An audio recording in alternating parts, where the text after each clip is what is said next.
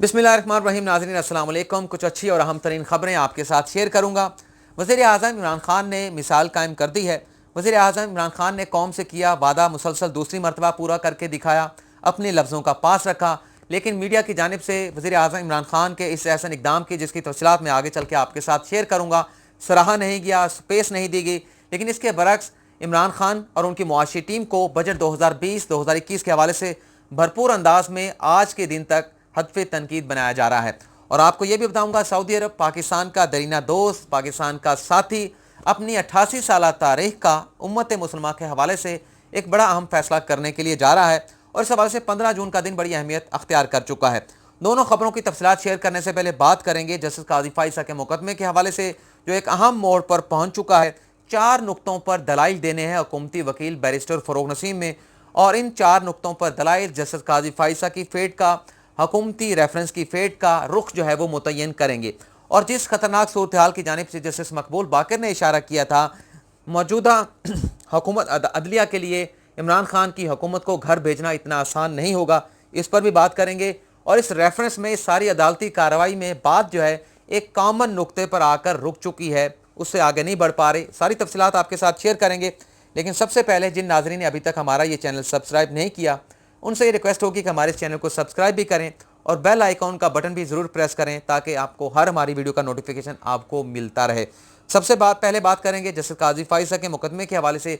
Common point क्या है उस पर बात करेंगे, लेकिन आप बात करेंगे इस मुकदमे के हवाले से अवामी अंदाज में, ताकि हर बंदा समझ जाए।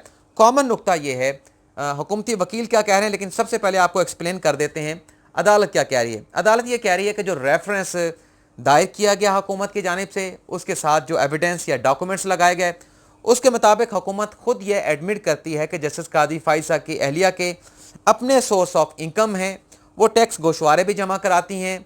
और इससे सारी सूरत हाल में जो कानून का तकाजा है, जो चाहे जितने भी कमानाइन मौजूद हैं, उनकी रोशनी में हुकूमत सबसे पहले जस्टिस काजी फाइज की अहलिया को बुलाए या उनके पास चला जाए कोई रियासती इदारा, उनसे ये पूछा जाए कि मोहतरमा आपकी आमदनी इतनी है, आपने इतना महंगा फ्लैट लंदन में कैसे ख़रीद लिया, इसकी मनी ट्रेल किधर है, पैसा पाकिस्तान से बाहर कैसे गया।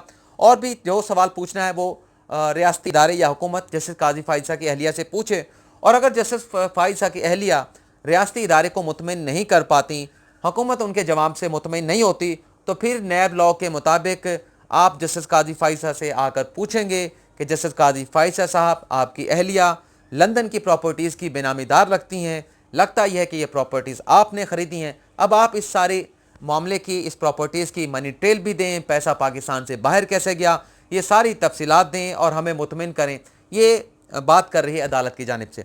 लेकिन हुकूमती वकील बैरिस्टर फ़रोग नसीम, उन्होंने कुरानी आयात का हवाला भी दिया, 3 कवानीन की भी उन्होंने बात की कि 3 ऐसे कवानीन मौजूद हैं जिसके तहत अहलिया को खामन से अलग नहीं किया जा सकता, चाहे वो खुद कफील भी हों, उनके अपने सोर्स ऑफ इनकम भी हों।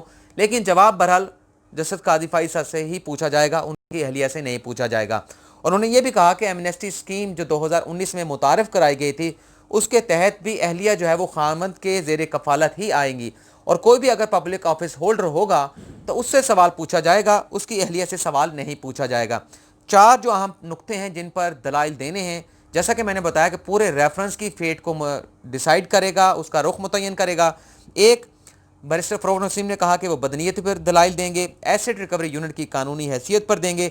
ये सारा मवाद जस्टिस काजी फाइज के ख़िलाफ़ रेफरेंस बनाने के लिए कैसे इकट्ठा किया गया, और जासूसी के नुक्ते पर भी उन्होंने कहा था मैं दलाइल दूंगा। लेकिन नाज़रीन, ये सारी गुत्थियाँ ऐसी हैं, जैसे एक बात की जाती है कि बहुत सारी गुत्थियों को हमने सुलझाना है, लेकिन ये सारी गुत्थियाँ ऐसी हैं, ये चारों सवाल ऐसे हैं, अगर पहले सवाल का जवाब आ जाए तो बाकी सवालों के जवाब भी वही होंगे, कोई ज़्यादा मेहनत नहीं करने पड़ेंगी। बदनीयती पर जवाब देना होगा हुकूमती वकील बैरिस्टर फ़रोग नसीम को कि ये जो रेफरेंस तैयार किया गया, इसमें कानूनी तकाज़े भी पूरे किए गए, इजाज़त भी ली गई, इजाज़त लेना ज़रूरी नहीं थी, तो इस पर भी अदालत को मुतमिन करना होगा। तमाम कानूनी तकाज़े पूरे करने के बाद अदालती फ़ैसले भी सामने रखने होंगे।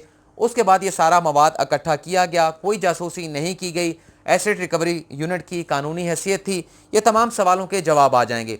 लेकिन जिस खतरनाक सूरत हाल की जानिब इशारा किया गया है जस्टिस मकबूल बाकर की जानिब से कि माजी में एक हुकूमत को जजेस की को बरतरफ करने पर घर भेजा गया था, मौजूदा हालात ऐसे नहीं हैं। माजी में जो सुप्रीम कोर्ट में या हाई कोर्ट में नाज़रीन जजेस लगाए जाते थे, وہ سیاسی وابستگیوں پر لگائے جاتے تھے. ان ججز کو لگانے میں چاہے ہائی کورٹ میں لگایا جاتا تھا, چاہے سپریم کورٹ میں لگایا جاتا تھا, حکومت کا, ایگزیکٹو کا اپنا کردار ہوتا تھا. لیکن 18ویں ترمیم میں کچھ کوشش ایسی ضرور کی گئی کہ عدلیہ کو مقننہ سے علیحدہ کر دیا جائے, ججز کی تعیناتی کے معاملے کو الگ کر دیا جائے. یہ سارا پروسیس جو ہے وہ ٹرانسپیرنٹ بنانے کی ایک کوشش کی گئی ہے. ماضی سے کافی مختلف عدلیہ نظر آتی ہے. ایک اشارہ انہوں نے ضرور کیا تھا خطرناک صورتحال کی جانب, لیکن عدلیہ کے لیے اتنا آسان نہیں ہوگا کہ پوری منتخب حکومت کو آج کے دور میں 21ویں صدی میں 2020 میں اس طرح سے گھر بھیج دیا جائے. ہاں, اگر معاملہ اس نہج پر پہنچا تو توہین عدالت کی کارروائی عمل میں لائی جا سکتی ہے, اس کے امکان پیدا ہو سکتا ہے. لیکن یہ بھی ان لوگوں کے خلاف ہوگی جو سارے اس معاملے کے ذمہ دار ہوں گے. اور حکومتی ایک دھڑا جس کے حوالے سے میں بات کرتا رہتا ہوں کہ ریفرنس میں کچھ نقائص موجود ہیں, وہ میری بات نہیں ہوتی, حکومت کے اس دھڑے کی بنیاد ہوتی ہے کی بات ہوتی ہے جو یہ کہتا ہے کہ ریفرنس بناتے ہوئے اس کی بنیاد جو ہے وہ درست نہیں رکھی گئی, وزیر اعظم سے اجازت نہیں لی گئی, صدر مملکت سے اجازت نہیں لی گئی. یہ حکومتی دھڑے میں بااثر لوگ, بااثر وفاقی وزراء کہتے ہیں, اور وہ کہتے ہیں کہ جب آپ نے بنیاد ٹھیک نہیں رکھی تو بنیاد پر کھڑی کی گئی عمارت بھی جو ہے وہ قائم نہیں رہ سکتی, وہ زمین بوس ہو جائے گی. اور اگر معاملہ اس نہج پر پہنچا, وہ دھڑا یہ کہتا ہے کہ ہم معاملہ عمران خان تک نہیں آنے دیں گے. عمران خان اس سارے معاملے سے بری الذمہ ہیں, جنہوں نے یہ کام کیا بات اس طرف جائے گی, انہیں سارے نتائج بھگتنا ہوں گے. عمران خان تک جو ہے وہ اس سارے معاملے کی حدت یا گرمی نہیں آنے دی جائے گی.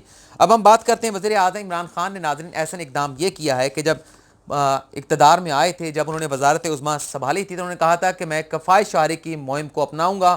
اپنے تمام وفاقی وزراء کو بھی, تمام محکموں کو بھی یہی ڈائریکشن جاری کی گئی تھی.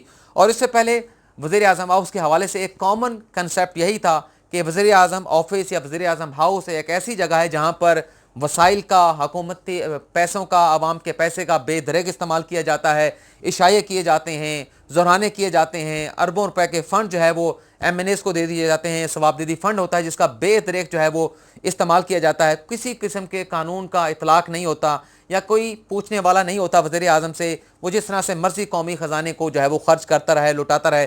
لیکن وزیر اعظم عمران خان جب آئے تو انہوں نے 41% جو ہے وہ وزیر اعظم آفس کا بجٹ جو ہے وہ کم کیا تھا. 1.5 ارب کا وہ بجٹ ہوا کرتا تھا وزیر اعظم آفس کا, ثوابدیدی فنڈ اس سے علیحدہ ہوتے تھے, اسے کم کر کے 88 ارب کیا گیا, 41% کا کٹ لگایا گیا. لیکن آخری مالی سال جو ابھی اختتام کو پہنچ رہا ہے 30 جون کو, جو 86 ارب کا بجٹ, 86 کروڑ کا بجٹ وزیر اعظم عمران خان کو دیا گیا تھا, اس میں سے صرف 87 کروڑ روپے جو ہے وہ خرچ کیے گئے. باقی 18 کروڑ کی رقم جو ہے وہ واپس کر دی گئی, خزانے میں جمع کرا دی گئی, وزارت فنانس کو دے دی گئی, اور اس طرح سے ایک مثال قائم کی اور دوسری مرتبہ قائم کی گئی ہے. لیکن اس خبر کو ہم نے یہ دیکھا, جو اصل بات کرنے کی, یہ خبر تو آپ شاید سن ہی چکے ہوں گے, میڈیا پر اس خبر کو وہ پذیرائی نہیں ملی. لیکن بات کی جا رہی ہے بجٹ کے حوالے سے کہ عوامی بجٹ جو ہے وہ حکومت کی جانب سے نہیں دیا گیا, سرکاری ملازمین کی تنخواہوں میں اضافہ نہیں کیا گیا, اور بلا بلا کون سی باتیں کی جا رہی ہیں. اور زیادہ تر اپوزیشن کی باتیں یہ سامنے آ رہی ہیں, اور وہ اپوزیشن بات کر رہی ہے جب وہ حکومت سے گئے تھے تو $37 بلین کا تجارتی خسارہ دے کر گئے تھے, اور 20 بلین کا کرنٹ اکاؤنٹ ڈیفیسٹ اس حکومت کو دے کر گئے تھے. اور یہ اتنا بڑا حکومت کو خسارہ دینے والے آج حکومت کے بجٹ پر باتیں کر رہے ہیں. اور میڈیا بھی ہم نے یہ دیکھا ہے کہ اسی چیز کو سلسلے کو لے کر آگے چل رہا ہے کہ یہ ریلیف نہیں دیا حکومت نے, عمران خان نے یہ ریلیف نہیں دیا. لیکن یہ عمران خان جو اتنے ایسے اقدام کر رہا ہے کہ ایک کنسیپٹ تھا وزیر اعظم ہاؤس کے حوالے سے, جیسے مرضی پیسہ خرچ کر دیا جائے, وہاں پر ایک طریقہ کار جو ہے وہ لگا دیا گیا ہے کہ اب 15 سے 20 منٹ کی اگر میٹنگ بھی ہوتی ہے, وہاں پر چائے وغیرہ کچھ پیش نہیں کی جاتی, بسکٹ نہیں پیش کیے جاتے. وہ ایک لمبی میٹنگ ہو تو وہاں پر چائے وغیرہ, جو بسکٹ وغیرہ سرو کر دیا جاتا ہے, تو قوم کا پیسہ بچایا جاتا ہے. آپ ماضی میں سے کی بجائے آپ عمران خان کے دوروں کی مثال دیکھ لیں, چاہے امریکہ میں گئے ہیں, کسی بھی ملک میں گئے ہیں, اقوام متحدہ میں خطاب کیا ہے, تو جو اخراجات وزیر اعظم عمران خان نے وہاں پر کیے ہیں وہ انتہائی کم رکھے گئے ہیں. قومی خزانے کے حوالے سے جو ہے وہ بڑا ایک احتیاطی رویہ جو ہے وہ اڈاپٹ کیا گیا ہے. اور ابھی بھی کورونا وائرس کی وبا کی وجہ سے عمران خان نے اپنے تمام محکموں کو یہ ڈائریکشن جاری کی ہیں کہ کفایت شعاری کی مہم کو ہر صورت جو ہے وہ یقینی بنایا جائے, اس پر عمل کیا جائے, تاکہ موجودہ معاشی صورتحال میں غیر ضروری اخراجات کے نتیجے میں خزانے پر یا معیشت پر زیادہ اثرات نہ پڑیں. تو ایک مثال تو وزیر اعظم عمران خان نے قائم کر دی ہے اپنے وزیر اعظم آفس اور ہاؤس کے حوالے سے. لیکن یہ بھی دیکھا گیا کہ وزیر اعظم عمران خان کے جو وزیر ہیں, وزارتیں ہیں, ڈویژن ہیں, وہاں پر اس کفایت شعاری کی مہم پر اس طرح سے عمل درآمد جو ہے وہ ہم نے نہیں دیکھا. اور ہم بات کر لیتے ہیں سعودی عرب کے حوالے سے. اپنی 88 سالہ تاریخ کا امت مسلمہ کے حوالے سے ایک بڑا فیصلہ کرنے جا رہا ہے کہ اس سال حج ہوگا یا نہیں ہوگا. اس حوالے سے بہت ساری خبریں پہلے بھی میڈیا پر آ چکی ہیں کہ حج منسوخ کر دیا گیا ہے، حج کے حوالے سے منسوخ کرنے کے حوالے سے فیصلہ کر لیا گیا ہے، لیکن ناظرین یہ فیصلہ اب ہونا ہے 15 جون کو، اور یہ فیصلہ کیا جائے گا سعودی حکومت تمام اسلامی جو ممالک ہیں ان سے مشورہ کرنے کے بعد یہ فیصلہ کرے گی، اور غالب امکان یہی نظر آ رہا ہے کہ شاید حج 2020 کو منسوخ کر دیا جائے گا۔ لیکن 4 آپشن پر غور کیا جا رہا ہے سعودی حکام کی جانب سے۔ ایک آپشن تو یہ ہے کہ 80% کٹ لگا دیا جائے، جتنے لوگ آتے ہیں حج کرنے کے لیے ہر سال ان میں سے 80% کو کٹ لگا دیا جائے، مطلب اگر 20 لاکھ لوگ آتے ہیں تو اس میں سے صرف جو ہے وہ 4 لاکھ لوگوں کو بلایا جائے، اگر 25 لاکھ آتے ہیں تو 5 لاکھ لوگوں کو بلایا جائے، صرف 20% لوگوں کو اجازت دی جائے وہ آئیں حج کریں اور واپس چلے جائیں۔ اور یہ اس لیے کیا جا رہا ہے کہ کرونا وائرس کی وبا جو دنیا میں تقریباً تمام ممالک میں پھیل چکی ہے، وہ سعودی عرب میں آ کر اس وبا کو مزید ہوا نہ دیں، یہ وبا مزید نہ پھیلے۔ دوسرا آپشن جو غور کیا جا رہا ہے کہ تمام اسلامی ممالک سے 2-3 ہزار یا 5-5 ہزار کے وفود منگوا لیے جائیں سرکاری سطح پر، اور وہ وفود آئیں، ڈیلیگیٹ آئیں اور یہاں پر حج کرنے کے بعد واپس چلے جائیں۔